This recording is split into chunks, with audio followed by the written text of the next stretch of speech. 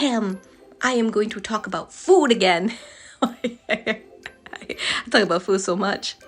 So there's this favorite dish I have that I was introduced to in Japan, where it is sliced pork belly in between leaves of napa cabbage, and it is boiled in a certain kind of broth.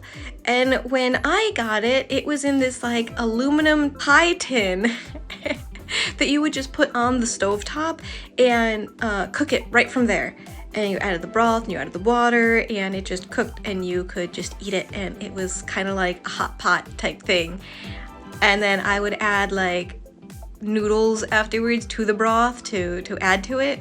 Well, I miss it, and so we tried to recreate it last night. It turned out well, actually. It didn't taste the same as it did in Japan because the broth was different and the cut of the pork was very different, and we used a replacement type of cabbage since we couldn't find napa cabbage.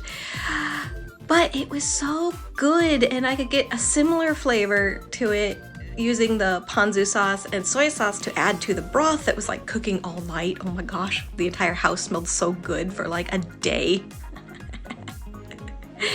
It was super tasty. 10 out of 10, would eat again.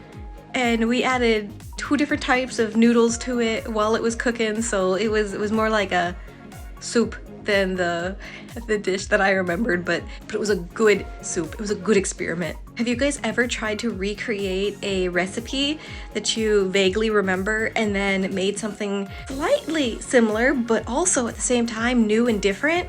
Tell me about it. I love to hear about food adventures. We're not talking about my oatmeal coffee incident though.